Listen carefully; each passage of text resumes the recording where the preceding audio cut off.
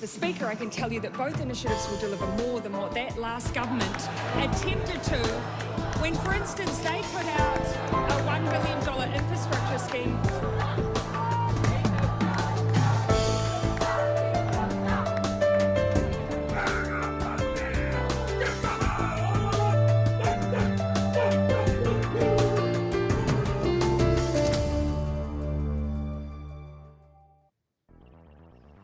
Tēnā koutou, I'm Selwyn Manning and welcome to A View from Afar. And today, as always, political scientist Paul Buchanan and I will analyse some big issues. And this week it's the ongoing war in Ukraine.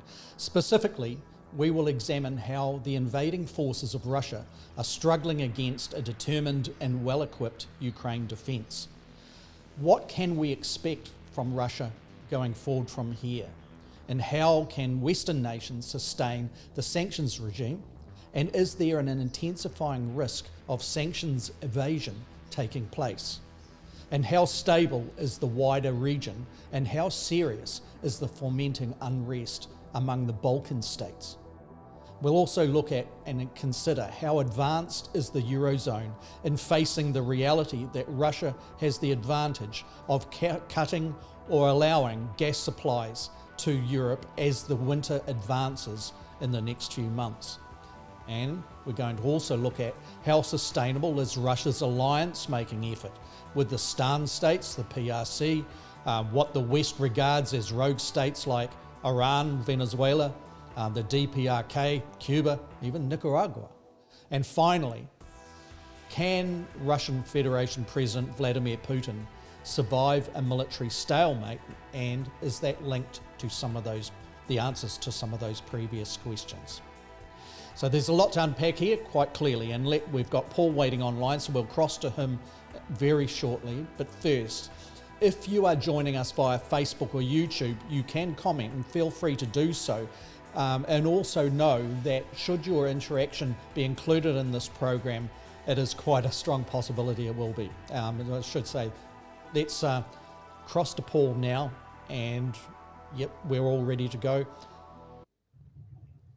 Tēnā koe, Paul, we're all ready to go. We've got our platform, and I was just going to say, Paul, that we've got some wild weather in New Zealand today, and if we see the broadcast going in and out a little bit, or we hear some wind kind of noises in the background, that's what it's about, and particularly at Paul's end. Paul, you're facing some wild and woolly weather, but tēnā koe to you, Paul. Good to see you, e ho kāpai. Thanks so much, Selwyn. I'm very happy to join this kōrero about the wider implications of the Ukraine. And yes, if I lift off or the lights go out, it's not because of a Russian strike. It's because the gale force winds around here have taken me away to a better place. But yeah, it's, as always, it's great. It's just the weather's been something else. And we live in a place overlooking the ocean. And so we get the full brunt of certain types of wind. Fortunately, this is a northeasterly, not a southwesterly or a westerly, so the trees are taking the brunt of it, but they are. And we've got big pine trees on the property that are shedding branches that weigh over 100 kilos. So it's not, I'm laughing about it, but if something hits the house, I won't be laughing anymore. Yeah, but there's a few, let's go. Let's go. There's a few people down south of this island nation, New Zealand, that are facing some major weather events as well. And if people in further afield that are experiencing drought and dry conditions, we can assure you that all the rain that you may be normally accustomed to is down under in places like New Zealand right now. So here we go. But Paul, the big question, what can we expect next from Russia? Okay, I think what we got to do, Selwyn, is break this into the military contest in the Ukraine first, because that's going to set up the broader discussion of what comes next. So let's start with the military contest. Mao, in writing about protracted war, he wrote a whole book on protracted war. He offered some very good insights into the nature, the ebb and flow, if you will, of warfare. And he divides war into three phases: the strategic retreat, strategic stalemate, and strategic offensive.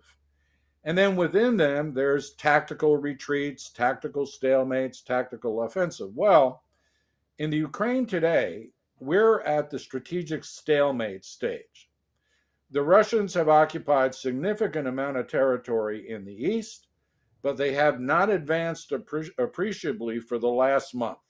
They've been tied down, bogged down by the Ukrainian forces.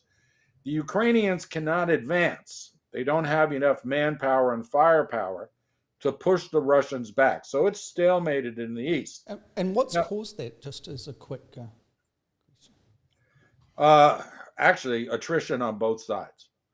The Russians have taken, I'm skeptical of some of the Western estimates of their losses, but it's very clear they have suffered heavy losses because they're not moving forward. I mean, the proof is in the pudding. The other thing, though, is that although the Ukrainians have suffered heavy human losses, they're hiding their figures, but they're getting a very good resupply now of increasingly advanced artillery weapons. This is an old-fashioned land battle with a minimal air presence. The Navy, certainly in the East, is not involved. And the Western resupply of the Ukrainians with precision-guided artillery munitions is making it harder and harder for the Russians to make any move deeper into, the Donbass. I mean, they've got a lot of control. They now have a swathe of land between the Russian borders stretching out 200 kilometers in places, but they simply can't go. But here's what's happened. It's sort of like squeezing a balloon. The Russians seeing that they can't advance. And remember this, knowing that the Ukrainians have to keep people and weapons there to stop them from advancing, they're now headed south and are trying to capture the land bridge between Mariupol and Crimea. And they're advancing westward along the coastline, and that's where the big battles are now, including in and around the biggest nuclear power station in all of Europe. The Russians have encircled it quite closely, daring the Ukrainians to try to shell them in close proximity to this nuclear power plant. There, the situation is much more fluid, but it is stalemated. What is interesting is, although the overall picture is a stalemate, at the tactical level, some of the shifts are really quite interesting. The main one, well, there's two main ones. The first one is the attacks by Ukrainian special forces and guerrillas, irregular forces in the Crimea. Last week, they destroyed 8 aircraft at an airbase in the Crimea. Those aircraft were used for ground attack missions in the east. There's 8 less of them now. And then this week, they targeted an ammunition dump where major stores of weapons were held and immediately depleted the Russian inventory. There were 8 separate explosions. That is attributed to the special forces guys. They're in Crimea. The attack on the planes was a mixture of special forces advising guerrillas. But remember, Selwyn, or we'll remind our audience, you and I talked about the inevitable guerrilla war if the Russians try to occupy, that they were going to go all partisan on them. That is happening because it's also happening in the east. Guerrillas are now, especially in Mariupol, they're coming out at night. What's surprising is this actually manifesting itself in Crimea, isn't it? That's surprising people, isn't it? Yeah. Well, yeah, I'll get to the downside of that. But in the East, these guerrillas are they're targeting officials who are cooperating with the Russians.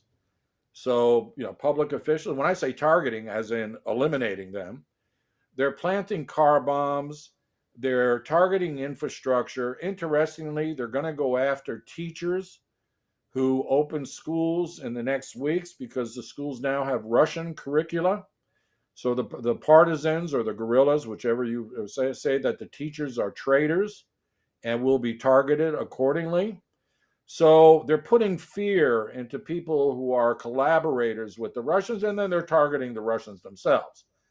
Hit and run operations. I mean, this is, it takes me back to my teenage years, where, guerrillas in Latin America, would hit and run, and it's death by 1,000 cuts. And with respect to Ukraine, does that raise the Ukrainian government's problems that this type of guerrilla warfare, and particularly the strategic targeting of individuals, and some could say, the intelligentsia in some ways, if you're describing it as such, as raising the spectre and the realisation of potential war crimes being committed here? That's a good question. Unless the guerrillas are mutilating people, doing atrocities, the killing of public officials or the targeting of individuals, targeted assassinations and the like, falls under the broad spectrum of warfare. I mean, you'd say, well, they're non-combatants. And I would agree with you there.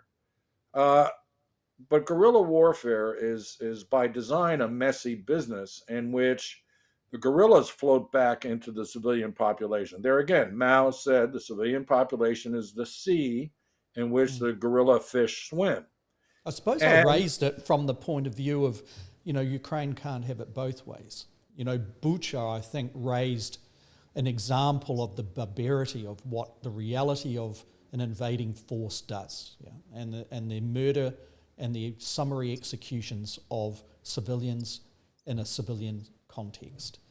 If the Ukrainian forces under whatever guise, whether it be guerrilla or whatever, if it can be established that there's some sort of centralised control here, and they are summary executing people because they're teachers and they're basically under Russian control, and they're starting to actually teach the Russian songbook, the curriculum book, that sounds to me like there's some pretty thin ice legally that they're standing on. No, and I think you're absolutely correct. But it reminds me, in my reading of how this guerrilla warfare, again, now I won't say it's a favorite subject of mine, but something that I have a keen interest in. What they're doing with the teachers is they're intimidating them. So they're warning them of repercussions. Now, those repercussions are unspecified. So no killings have occurred yet. And hopefully they won't be. When you're the political authority in occupied territory, think of Vichy France. No one who assassinated a Vichy official was ever brought to trial. He was working for the occupier, and that's the key thing. The people who are working for the Russians are working with the occupiers, and as far as the Ukrainian government is concerned, they're traitors and need to be treated accordingly. So there may be a differentiation between non-combatants writ large, and then they target policemen, for example. They target Russian separatists, or the bulk of the forces in this area. That, I think, the human rights advocates and committees around the world will probably give that a pass. I mean, in an ideal world, they wouldn't. But yes, if they target, who was it? They will not target firemen. They will not target, I think, electricians. It's really quite discreet who they're going to go after hard and who they're just warning. So, but for me, we've now got a two-faceted war. We have a conventional land war where now there is a guerrilla war that is operating in at least two parts of the Ukraine, or assuming you think Crimea is part of the Ukraine. And that's where I'm going to return now, because the Russians can play that game too. I mean, they have not committed their Spetsnaz, the best of their special forces, in any numbers. And, they can play that game. Interestingly, in the Crimea, we have the key is the Ukrainians are targeting Crimea to send a message to the Russians that they can now reach out and touch them in where they used to think they were super safe, what the Russians think is Russian territory. The key battles are between Mariupol and Crimea, and they're over railway bridges. You see, the Russians move a lot of material, especially all their armor and whatnot, from Crimea to the eastern districts via rail. So the Ukrainians, both the guerrillas as well as the Ukrainian army, are targeting bridges along the Dnieper River, the South Dnieper River, and then the railroad tracks themselves, because that will grind the Russians to a halt. And then they can be picked off on both sides of the river. Now, the trouble is this. Tactically, that makes a lot of sense. But Russia and Putin from the beginning have said that Crimea is an integral part of the Russian Empire, dating back to 1783. That is non-negotiable. You go the Holy into, Land, I think, is a translation too. Isn't it? Exactly. So they're taking a very big risk, and going in, again, tactically makes a lot of sense. Strategically, it's almost an open invitation for the Russians to turn what is already a war of annihilation in some places into a complete war of annihilation, to make the point that Crimea will not be released under any circumstances. I think the Ukrainians need to be careful with how they target Crimea. What's happened is they have targeted military installations. They have not targeted Sebastopol. They have not, right now is the end of summer season, and there are a lot of Russians sunbathing on the beaches of Crimea, and they're not being targeted. So the guerrillas are staying away from civilians. They're staying away from the government of Crimea for the time being. But that could be a flashpoint. And I think we need to understand that if that flashpoint spills into open warfare, then we're going to move out of the strategic stalemate stage writ large. And I think we're going to wind up seeing the Ukrainians in strategic retreat and the Russians on strategic offensive, because the Russians have said, and in fact, it was Medvedev who said yesterday that if these attacks on Crimea continue, they're going to go after Kiev. They're going to return, and they're talking about, long-range missile fire on command and control centers in Kiev. So they're firming up on the threat, aren't they? They're being more specific and saying this is the realisation. One would imagine on all of this too, Paul, that considering the training that is going on by Western nations, including countries like New Zealand, training with armed forces in outside of Ukraine territory, but for example in New Zealand's context, up in Britain, in the United Kingdom, New Zealand soldiers are up there in large numbers, training large numbers of Ukrainian force personnel. So considering that, one would imagine that there is a lot of, my supposition is that there's a lot of strategic and tactical input coming from Western, particularly NATO brass, into trying to shape the alternatives, the risks, the et cetera, et cetera. Do you believe that Ukraine is pushing out in its own right on this, or do you think that there be cautions coming from the West relating to its strategic problems it can lead itself into? Or do you think that this is something that NATO brass would actually be encouraging? Well, it brings up the issue of bounded rationality. That is to say, in warfare, as in other ventures of human enterprise, what is rational is bounded by the context, right? The context in the Ukraine is that time is not on the Ukrainian side. They got to get this summer campaign. They got to make a move. And I wouldn't be surprised, Selwyn, and you know my thoughts on this issue, but I'll just repeat them. I wouldn't be surprised if special operations soldiers from various NATO countries and NATO allies are in the Ukraine.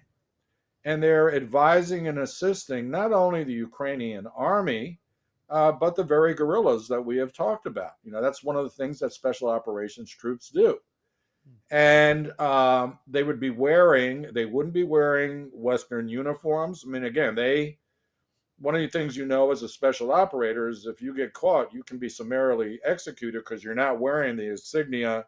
You're violating the Geneva Convention's laws about combatants. I wouldn't be surprised if they're in there because in some instances, the Ukrainians are showing remarkable dexterity with very sophisticated weapons that have just entered their inventory. That's the thing, is that these guys either have the most incredible learning curve on earth, or they've been prepping for this. So, and you saw this kind of thing happen comparatively in South America and Latin America, didn't you? You saw this. It may not be something that the United States is admitting to, or other nations of United States interest are admitting to, but that was an evidence there. So I would imagine you're connecting parallels here from what your own observations going back in history. Yeah, I mean, unless things have changed a lot since my time in Latin America on both sides. And remember, I was a leftist militant as a teenager, and I saw, let's just say that the American advisors were present when the Argentine army moved against us. Anyway, so they were on the other side. And then, of course, I worked for the U.S. government doing exactly that thing. I jumped the fence, and I had my reasons for that. But it's what they do. And, they want to make the Russians realize that this venture is hopeless. But they got to do it in a timely fashion. This is the trouble. They got to move to the strategic offensive someplace. If not the east, then certainly in the south. They got to cut that Russian land bridge off to make clear to the Russians, your resupply from Crimea is no more. And you're going to have to do it by sea. And then I wouldn't be surprised if we start seeing the use of anti-vessel, maritime assets, be they drones or surface-to-surface missiles. I mean, that I think is coming. But they first got to squeeze the Russians off. On the other hand, the Russians have time on their side, and they need time. Right now they're stretched. They need to be able to consolidate their positions. But the most important thing they have is winter is coming. So you still feel that the Russians, even though they're the invading force, are going to be strong in a winter condition? Because off air last week, it was a different topic that we covered last week, but after the program, you and I discussed this, didn't we? And from the point of view of, you look at Russian history, formidable resistance defending force, particularly in winter. You had Napoleon, going back all of those centuries ago. Yeah, and you had Operation Barbarossa in World War II, and the Germans were resisted and pushed back, and winter being a big significant factor in the fighting abilities of the Russian army going forward there. This time it's different in the sense that Russia is occupying and or advancing invading force. Do you feel that the advantage in winter could be with Ukraine, or do you feel no, Russia is actually the elite winter fighting force in the world in this context? Well, actually, there's two thoughts on it, and my emphasis is actually on the non-military side of the winter campaign. But the military campaign, if the Russians dig in, that is, they make the Donbass region Little Russia. And remember, it's contiguous to Russia itself. It could be seen as a shelf extending out of Russia that they can defend against using those formidable winter fighting skills of yore. They weren't too formidable when they were on the offensive earlier this year, but they've learned lessons from that. The Russians are not stupid. A lot of the bad commanders are dead now. Better ones have emerged, but they could hold the Donbass. Okay, I sincerely believe that, but under duress, because the Ukrainians are no slouches either. But that it'd be a stalemate. But what I think tips the scales over time into winter to the Russians is the non-military aspects of the campaign. You said it at the onset of the show. Sanctions evasion, the impact of the cutoff of Russian energy to Europe. You see, Putin always had in his mind, since he has an utter disdain for democracy, he's like, what's going to happen is everybody's tough in summer. And then when I cut the spigot off and they start freezing in their homes, the populations of these democracies are going to demand of their policymakers that they cut a deal. And we've seen exactly, overnight, for example, a lot of attention inside Germany. Deutsche Welle, for example, reporting the German economy is stagnating, and it is serious. So obviously there are a lot of connections to the situation globally, but it is accentuated from its degree of seriousness and impact because of this whole issue relating to sanctions. Yeah. So I mean, Russia, and just for those that perhaps don't follow it as deeply as others, the Russians provide energy by way of gas that really fuels the economic progress or otherwise in the Eurozone, particularly the Eurozone giants like Germany. And that's what we're talking about here, isn't it, Paul? And what impact does that have when Vladimir Putin and the Russian Federation has the strategic advantage and the ability to allow the gas to flow or to pull it back at whim? Therein lies the conundrum for the West, because the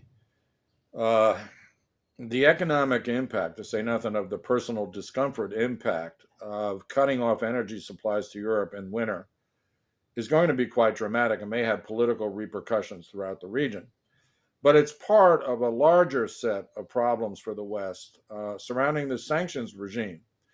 Because Russia is, I won't say it's successfully evading the sanctions. The Russian economy is predicted to contract by 4.3% of GDP this year, and then another 2.7% in 2023. Now, as contractions go over 2 years, that's not brutal. The Russians are suffering, but the Russians are a long-suffering people anyway. But they have many keen customers outside of, let's say, the core Western regime. And I'll name a few. India. India is buying surplus fuel from Russia at discounted rates. And then it has this interesting hidden, if you will, relationship with Russia. It turns out Russia is the largest miner and exporter of raw diamonds in the world. Yes. Blood diamonds is the new name, isn't it? With respect to Russian diamonds. Yeah. Yeah, because they're not polished, okay? They're just the raw diamond in the rock. And they are shipped out of Russia, where? To India, to be polished. Now, there's a move to declare Russian diamonds to be conflict diamonds. Quite frankly, they're not. I mean, they're not, the military doesn't control the mining operations and what have you. But yes, it is a source of revenue, hard cash revenue for the Russian economy. It goes to India. The Indians, once they polish the rocks, then on-sell the diamonds as being Indian in origin. So they circumvent the whole thing by exporting to India. And India, of course, does not adhere to the sanctions regime. So this is an example of sanctions evasion. Exactly. It just shows you all the different ways. I mean, we won't even mention China. China's buying discounted fuel. China is surreptitiously supplying them with avionics and things they can no longer get out in the West. But then we have countries like Turkey.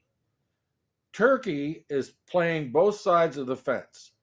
You and I are no fans of Erdogan, and he's got an election coming up next year. But he's pretty good strategically. And so he's trying to stay on the side of the Russians, who border him. And yet, as a NATO member, he's got to be on side with his NATO partners. So he's selling, for example, these very effective drones to the Ukraine directly. In fact, there's now a Turkish factory in Western Ukraine making the drones. But on the other hand, he's allowing the Russians to money launder and to export goods through Turkey, which is part of the deal on getting Ukrainian grain to be allowed to be transshipped through the Black Sea under Turkish supervision.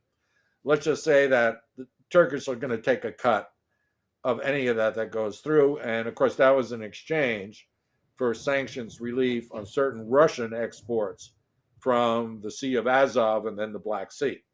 So, but think of the countries. I mean, the countries around the world that still do business with South Africa. I mean, Brazil, which is about to have an election in a month. South Africa. You mentioned it. All the traditional anti-Western countries, Iran, Cuba, Venezuela, Nicaragua, um, North Korea. I mean, we may say each one of those are crummy little countries. Well, Iran is definitely not a crummy little country, No. but in the aggregate, they offer relief. You know, if you think of sanctions as a boot on the neck of the Russians, which it never was, but if we think that way, then all of these little countries coming together to deal in rubles, you know, they'll go outside of the SWIFT banking system and deal in alternative systems, including crypto. It's taken the pressure off the Russians. I mean, again, if they're only going to drop by 6.9 GDP in 2 years, you know, that's not a major hit on their economy. So do you think it relegates sanctions into a situation where it avoids dedicated Western nations from the hypocrisy of trading with an enemy? And nothing more than that. You know, I mean, sometimes, you know, I think you're the nice guy in this relationship here. And then you say something like that, and I think, you know, this guy's more cynical than I am. Because it could be, let's say, that US firms trade with Brazil and there's no problem, right? It's open trade and whatnot, but then turn around and what the Brazilians are trading with them are Russian in origin because they're not adhering to the sanctions. The United States would have to have the ability to enforce third-party sanctions on the US traders and their Brazilian counterparts, which means they'd have to know the full extent of the exchange between Russia and Brazil. And let's face it, I don't think the Brazilians are going to be opening up their books anytime soon, especially in light of the fact that the regime that is trading with Russia, Jair Bolsonaro, the president who runs the show, is up for re-election and stands to lose mightily on October 2nd. So they're not going to want to, you know, cement the defeat, if you will, by revealing to the Brazilian public that they're actually working with the other side. The Brazilian public is overwhelmingly in favor of Ukraine. It's, you know, the Communist Party and a few others are not, but the Brazilian public are on the Ukrainian side. They find out that the Bolsonaro administration has been, you know, deliberately circumventing sanctions that could be problematic for him and his party. The thing I want to say is that if we take the broader look, things are not looking particularly good for Ukraine, and that's why they got to make a move kinetically, if you will, militarily now. And I just don't know if they have the capability. I know the West is rushing to them some of the most advanced, you know, artillery and armor available. Whether that's going to make a difference. You know, it starts getting cold in the Ukraine in September, and it starts getting really cold by November. You know, snow is on the ground. And so they've got a limited time window in which to, you know, if anything, cut the Russians off in the south, fix positions in the east, and then wait for next spring to resume offensives, assuming that Europe's going to maintain its resolve to, you know, continue to support Ukraine through what's going to be a very hard winter. And therein again, Putin's gambit is that these democracies are too weak to sustain over the 3 or 4 months of a European winter. Well, let's just look at that in brief. I don't mean to take it too far on a tangent here, but is there a generational issue here? And we all know from our parents' generation that Europe was destroyed, right? In World War II in particular. And people basically, you know, we sustained huge millions and millions and millions of people dying as a consequence. But my point here is that they're a hard bunch, yeah? They're nailing down the fact that they didn't have gas flowing through the lines, didn't even come into it. They're finding food. They're such as the consequence of an elongated and sustained war. With the current generation, is there an intolerance And we see it perhaps in the United States. We see it down here, down under in countries like New Zealand and Australia, certainly in the Asia Pacific region, and certainly in the Eurozone states as well, where they don't like the idea of sanctions biting and hurting. The consequences of taking a stand economically on cost of living. We all share and we gripe and moan about such things, and perhaps are intolerant to sustaining that principled approach, should people take that line, with respect to an invading force on a sovereign country. Do you think that there is something in that, Paul, where today's peoples are not going to tolerate hardship for the purpose of principle? That's a tough one. I think, unfortunately, in many places, people will sacrifice principle for comfort. But let me point this out. Putin needs to broaden the war in order to be successful, and that war, that broadening, will be economic, economic and diplomatic, because he's also doing disinformation and propaganda wars in places like the Balkans. Yeah. He's fomenting Serbian nationalism against the Kosovars, against the independent state of Kosovo, which you may remember from the 1990s Serbian wars. Russia backed Serbia. There's a very close link between Serbia and Russia. There is, and also a very strong anti-NATO sentiment in Serbia in particular, and the diaspora around the world. Yeah, and they got bombed by NATO. Now, they got bombed by NATO because they were committing atrocities against Kosovars and any number of others. But be that as it may, the ties between the Russians and the Serbians give, if you will, Russia a Serbian fifth column in Europe. And they're fomenting trouble with Kosovo. They've closed the border several times now with Kosovo, and there are Serbian nationalists in Kosovo. And this includes, disrupting radio broadcasts, hacking them. I mean, the Russians they got their fingers in a lot of pies. So he's doing that. And that added to the reluctance of people like Viktor Orban in Hungary to fully support NATO's ventures gives him a bigger fifth column. So his strategy is, I got to broaden this out and make it uncomfortable, because precisely the Europeans are too comfortable. They'll cave. They will bend once the energy crisis starts to bite. That's not necessarily true for Ukraine. Ukrainians, I think, their youth, they will not, because they're in their country and they're fighting these people physically. I don't think that they're going to go for comfort over principle. That's the Ukrainians, who are, a staunch people anyway. But, the Belgians, I can't talk about the Northern Tier, but, the Iberians, the Greeks, I mean, are they really going to put themselves through the ringer, particularly the young, for a war that is actually a throwback to the Cold War and beyond? I'm not so sure. And what's interesting, Selwyn, is that this came up, interestingly, in last week's discussion. We were talking about China versus Taiwan. And the problem for the Taiwanese is that a lot of their youth are too comfortable and are not interested in fighting. If the Chinese offer them a bone, they'll take it. That's the main trouble for the Taiwanese is their youth is starting to get a little squirmy on the idea that their lifestyles are going to be compromised. Well, I think we can safely say that the Ukrainian youth are not going to be that squirmy.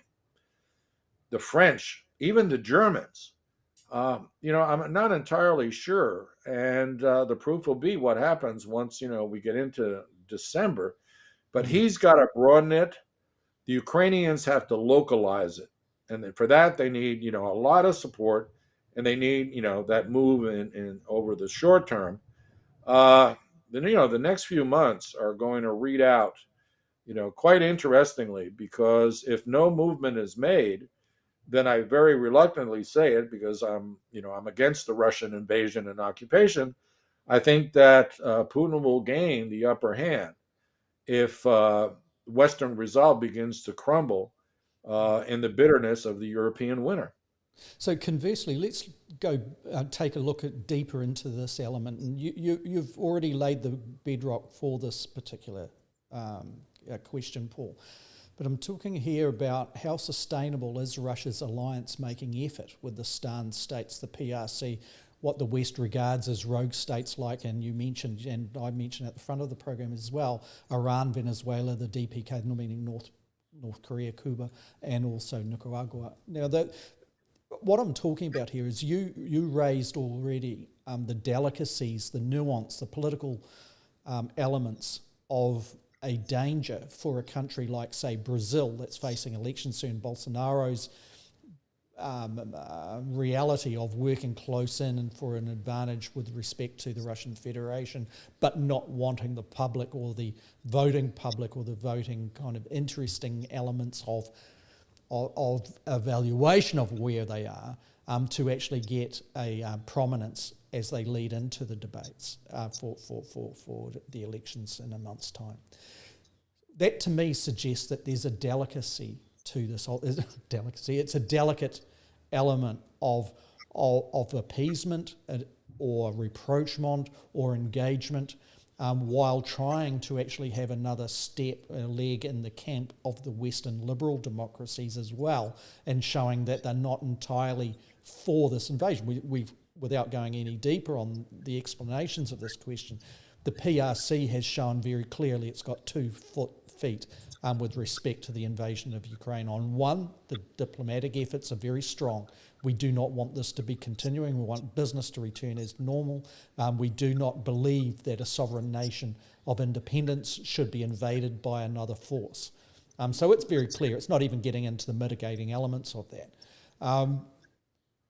But then on the other side, like you've detailed in previous episodes of A View from Afar, and certainly has been the case coming forward, that we can see that the PRC is hardly making it tough for Russia to continue its efforts in the invasion and occupation of Ukraine. So, Paula, just get back. How sustainable is Russia's alliance-making efforts with these alternative states, and can that make a difference as we look at the spectre of ongoing conflict into 2023? Well, I think it's quite sustainable. I mean, I may have my figures wrong, but I seem to have read that 70% of the world's countries are not adhering to the sanctions regime. That includes all of sub-Saharan Africa, most of Latin America, all of the stands, as you mentioned, and most of Southeast Asia. Japan, South Korea, Singapore have adhered to sanctions regimes in the financial realm. But outside of those three in Asia, I mean, Pakistan, for example, is not adhering to the sanctions regime because they're a long-term Russian client when it comes to weapons in particular. And so the deck is actually stacked against the Western sanctions regime. And there's some little subtleties that oftentimes people don't realize. Yes, the West controlled the international financial system, again, the SWIFT codes and whatnot. But that looks to be changing. That, you know, the iron grip of the West on international finance is no longer as steely, to mix metaphors, as it used to be. But also so think of this. We see that early on where Putin was putting out, we'll sell you the Russian oil at discount rates, and we want to be paid in Russian currency. Yeah, in rubles. Yeah. And that's happening. But also, I think we have to, you know, even though our biases in favor of Ukraine are obvious, we also have to understand, and I know you do, if you look at sub-Saharan Africa, and you look at the wars of independence, the anti-colonial movements of the 50s, 60s, and 70s, who armed them? Who backed them against the colonialists? It was the Soviet Union, and then later China. People don't forget that when the Russian Federation is not the Soviet Union, though, is it? It's far from it. It's far from it. But from the standpoint of post-colonialists, right? I mean, even if you think of it as a lesser evil, they feel they owe some measure of obligation to the Russian Federation now for what it did in the past. Again, they backed the liberation movements, and that's what they truly were, liberation movements. And who conducted assassinations, I mean, wiped out their popular leaders. Unfortunately, it was the West, oftentimes the US just acting on its own. And people don't forget. I know they don't forget in Latin America. I mean, that's why I mentioned the Communist Party in Brazil, Exactly. because it was the target of CIA plots and that sort of thing. And who backed them? It was the Russians, surreptitiously. Again, Nicaragua, El Salvador, all these countries that had guerrilla movements and whatnot. It was a combination of Russian weapons channeled through Cuba into Central America, and with some Chinese help as well. So, and who helped Vietnam after the conflicts of the Vietnam War? The Russians came in, and they were outskied at the next juncture, but they were in there putting their heavy trucks, getting the bridges back, Bailey bridges. I saw it myself when I was reporting, 20 years after the fall of Saigon. All of this still exists. People sitting on the side of the roads, putting together the broken old Russian trucks that were still there. It's real in these countries, yeah. So I get what you're talking about, and from the point of view of human rights first type of things, this is one of the conundrums, isn't it? You subscribe to NATO. What is the cost of that? Not only to your own principles, but from the point of view of what you're actually representing. I suppose, just in keeping on that, I'll answer my own question in a sense. In my own mind, it comes back to a country of which its civilians were put under threat by an invading force, and the human rights abuses and yet to be tried, but alleged criminal war crimes that have occurred, places one's own bias in favour of peoples that are not actually calling for this conflict, that are actually being invaded. So it's a very simple thing in that respect, but it's not as clear cut, is it, for many that would see the wider context with respect to support for a government or a system or a peoples in the sense of the Russian people and how they're being represented. yeah, I think at a minimum, there's two justifications for being on the Russian side of the ledger, at least with regards to sanctions. One are the opportunists. The Indians are a clear case in point, although India has long commercial relations with Russia, so I might check myself on that. But people who want to take advantage of the fact that the Russians are selling discounted oil. And so you go for it because this is a great opportunity. And the heck with, whatever's going on in the Ukraine. There are countries like that, but there are, and that's why I brought up the whole colonial stuff. There are many countries who would say, we're just going to sit this one out. We're going to continue business as usual, because back in the day, the Russians were our friends. And we don't have a dog in this fight. The Ukrainians and the Russians have been going at each other for a long time. We're not part of it. So why are we going to throw our lot in with the West, who are our traditional oppressors? Okay. Nah, we'll just sit it out. But I agree with you. And we will hear, and again, we've heard on this show from time to time, people will come up and talk about the hypocrisy of the West and then get into that whataboutism logic. And I would simply say, following on your words, that's by the by. I recognize it, but Russia invaded the Ukraine under false pretenses. There was no major move to encircle it or to put weapons in the Ukraine that would challenge it. It was a direct usurpation of the sovereignty of Ukraine. And even though the colonialists did all that back in the day, we should be better. It's time to stop the hypocrisy. And so I rest my support for the Ukraine on the simple fact that their sovereignty has been infringed upon by force when they did nothing other than express a desire for a more flexible foreign policy and a more flexible security policy. That's pretty much all it was. And the concessions of the Ukrainians, remember, before the invasion, they said they would not petition to join NATO. They understood the Russians saw that as a line that could not be crossed. Turns out it didn't matter.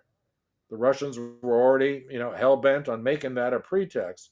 So, I would say this: the Western alliance against Russia and this one have their own internal problems of hypocrisy and their histories. And that added to the fact that whatever the figure is, 70% of the world's countries are not adhering strongly to the sanctions regime in one way or another, augurs well for Putin if he can just hang in there and force that stalemate again into winter and beyond. And then he can resupply. I mean, if they're bogged down in the middle of winter and everything's frozen, that gives him time to get his logistical trains from Russia.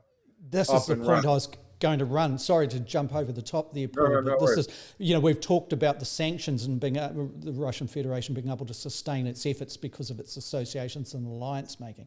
The other side of it is that this, we talk about perhaps a cynical view of an analysis of what is occurring from the intentions of those NATO strategists that are advising Ukraine.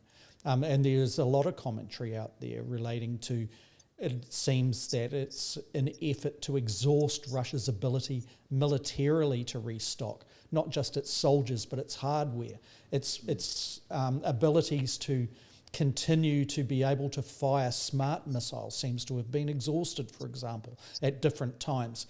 Is Russia's military apparatus, is it robust to the point where it can restock, to put it in a crude term, and sustain that effort with respect to an elongated war and conflict with Ukraine and others?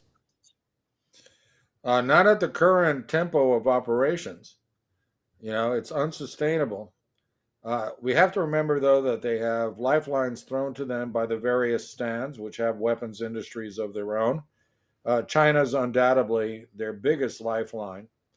But right now, if the tempo of operations continues at pace, they're going to be running out of armor. I mean, among other things. And at that point, it doesn't matter if they're dug in, they're going to be overrun by Ukrainian armor and all that comes with it. Now, getting back to the broader picture, imagine if you're sitting with, old Vlad at that really long table, and you're looking at the U.S. today. There's midterm elections coming. Nothing Biden appears to be nothing Biden is doing appears to be putting, giving him any more support. MAGA morons have now defeated moderate Republicans in a number of key states, including Wyoming, against one of the United States' strongest candidates. Yep, and my favorite state in the union, Arizona, very likely going to shift red out of purple, again, with total MAGA slates. If you're Putin and you're looking across and November comes and the Republicans regain the House, one of the first things that may happen is they're going to stop their support for Ukraine. I mean, when you have television celebrities on Fox News saying that the Russians are the good guys, when you increasingly have people in man on the street interviews saying that if they had a choice between Biden and Putin, they'd take Putin.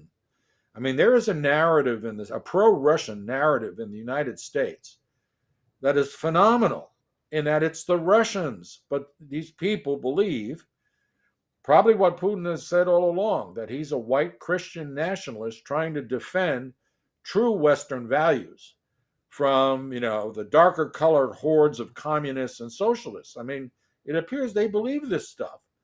And so he needs, again, time is on his side. He needs to get to November. If the United States cracks and the new Republican majority full of MAGites decides they're not going to continue to materially support the Ukraine, They just passed in the House under Democratic control a $9 billion military rescue package for the Ukraine. So that's already sold and is going to be sent up. But come November, they can rescind it.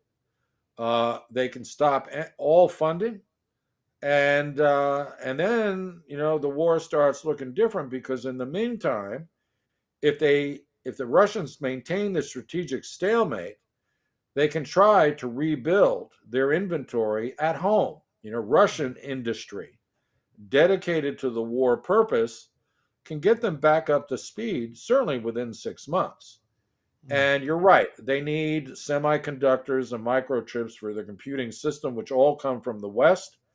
But I would imagine that that's an area of discussion with the Chinese and other countries that have, such industries, maybe not of scale, but including the Indians themselves. Now is probably a good point. There's a couple of questions that have come in. David Mooring, for example, has raised them earlier in the show. But you've touched on exactly the context in which he's intuitively put these questions, I think. The first one, and I'll read the second question on the back of this, because Paul, I know you'll be able to address both. David Mooring asks, any comment on Russia becoming increasingly dependent on new conscripts like from Donbass? And secondly, will Putin end up punitively wide area bombing Ukraine to discourage any other Russian-controlled dominated areas from uprising? So this is what we're talking about from the point of view of should stresses with respect to the supply of arms not be sustained in the current numbers, putting it that way, with respect to Ukraine, and providing perhaps an opportunity for ascendancy of dominance and strategic advantage for the Russian Federation troops? Well, I mean, they're two distinct issues. The conscript question, I mean, is very good, because they are running out of bodies. The Russian military still dwarfs the Ukrainian military. I mean, they're nowhere close to equal, but they are running out of bodies. I mean, I take the Western estimates with a grain of salt. They say that up to 70,000 Russian troops have been killed in 6 months. That's a phenomenal kill rate. We have to remember, just as an old-fashioned aside, there's an old adage in warfare that it's not how many of the enemy you kill that leads to victory. It's how many losses can you sustain and keep on fighting. You saw this with respect to the United States' approach to the Vietnam War, the bodies coming home. Exactly. And see, that's just it. You just said it. It's not just the battlefield issue. It's about the home front. Now, Americans can't tolerate a lot of bodies coming home. Vietnam was about it. In Iraq and Afghanistan combined, the total number of American losses was around 7,500, and people wanted to quit. Now, we could argue about the nature of those wars and what have you. I think the Russians have a high capacity for pain. I think that they can tolerate major losses so long as they're making progress. And again, that 70,000 figure might be inflated by, that 70,000 figure might be inflated by, Western analysts. But the trouble is this: under the Russian law, in order to bring conscripts immediately into battle after their 6 weeks military training, Putin has to declare a war. This is still a special military operation.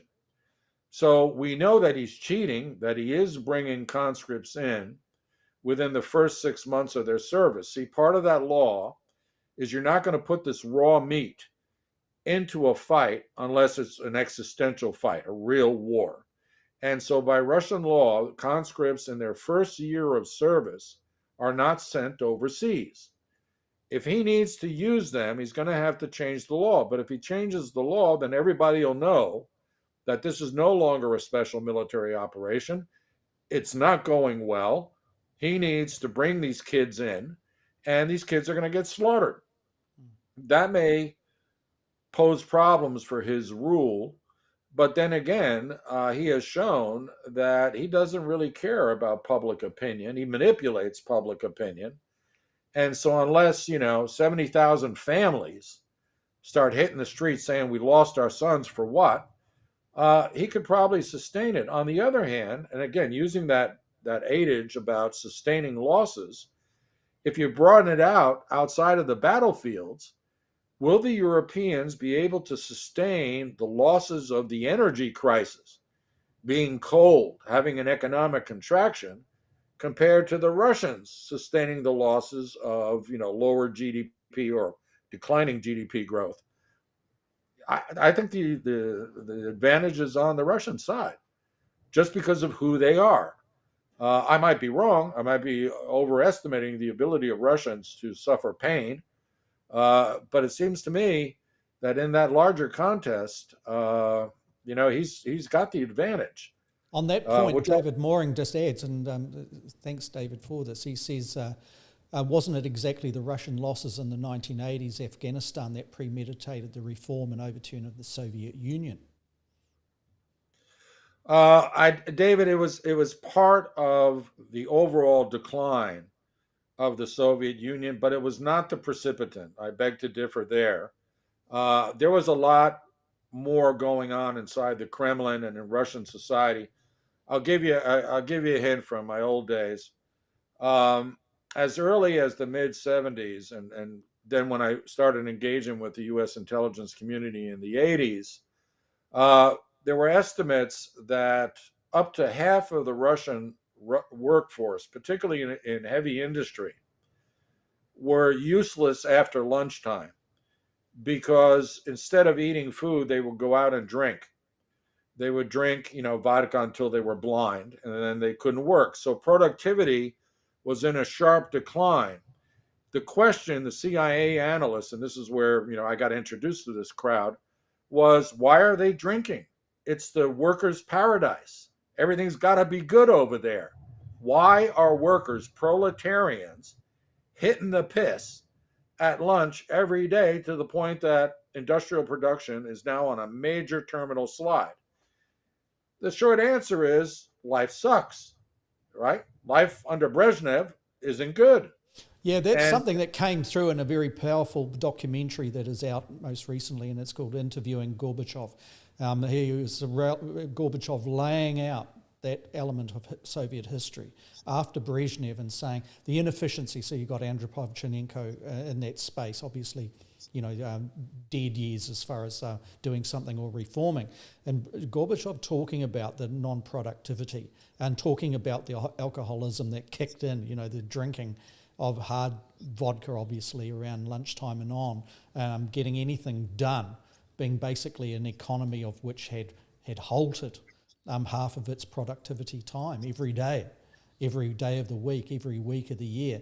So it's an interesting thing. There's so many levels. Perhaps David was not necessarily just saying that this one monolithic kind of response is what was the cause of the Soviet Union's failure. But, there were many things there. But I guess, with respect to the campaign, if you want to put it in that way, the invasion of Afghanistan by Soviet troops, the losses were a considerable blight on the leadership of the Soviet Union at that time, weren't they? Yeah, I don't think the leadership really cared much about the troops in the field, but what was happening was the troops were refusing to fight. You said inefficiencies. What militaries are a reflection of the societies they serve. And so those problems that we noted in Russian civil society, Russian Soviet civil society in the early 80s and whatnot, were reflected microcosmically within the Russian military and its operations abroad. They get bogged down in an unwinnable guerrilla war with the Taliban. The Taliban, aided and abetted by the CIA, with their Sidewinder missiles and all that sort of stuff. They don't want to fight. They just didn't, they're like, what are we here for? And when, my friend Ivan just got wiped out, that was bound to have an impact. Not so much the losses of, bodies, but the fact that now these guys just didn't want to be there. And the commanders, and they're hearing from their relatives back at home, even if it's by letters, that life isn't good back in the Soviet Union. So to me, it was part and parcel of a rotten can of worms. Now I'm really mixing metaphors, but something was rotten in the Soviet Union at the end for at least 20 years prior to the fall. And that became more and more apparent as we moved into the 80s. And it was reflected at every level of society, including the military. And then eventually it led not only to the retreat from Afghanistan, but then the fall of the Soviet Union itself. They could not sustain, especially in the face of civil society discontent, which of course gives us a little beacon of hope. And that if this venture into the Ukraine drags into a second year and no real progress is made on the Russian side, then perhaps because of all the alternative means of telecommunication available in the world today, that Russian civil society will be, in spite of the propaganda, which is, almost totalitarian in nature, will begin to question their authorities about what was the purpose in the first place. And then, we could see a chain of events that leads to Putin, but I wouldn't hold my breath right now. Okay, Paul, once again, let's wrap this up. Got a wonderful comment coming through. We've got to celebrate such comments. Comment here from Sharon, and she says, thank you too for the education you give us. And Paul, I'd say that too. Thank you for Hey, you know what? I don't know Sharon personally, but she is good friends with one of my best American friends. So that's a woman who's watching us from the United States. Hey, Sharon, much obliged. That's great. Very cool. Thank you very much. And Paul, thanks once again for this week and this episode. It's episode number 17 for this year, with the third year that we are currently working our way through. Your contribution is always exceptional. Thanks, Paul, and it makes my job as an interviewer type host type role certainly a lot easier when I've got someone like you on the other side of things. We'll be back. Our intention is again next Thursday, New Zealand time around midday, and also that equates to the United States on Wednesday evenings. Next week we've got an interesting show that we have in mind that we'll bring to you with respect to events that are global but have their nucleus and expression inside the United States, Paul. That would be a good one, won't it? Yeah, I was going to say, let them know that next week it's about the U.S. Yeah, about the US and every angle we can possibly think. And as is our way, we will try and actually not only evaluate and analyse what has happened, but try to actually forward present on what may be coming as well.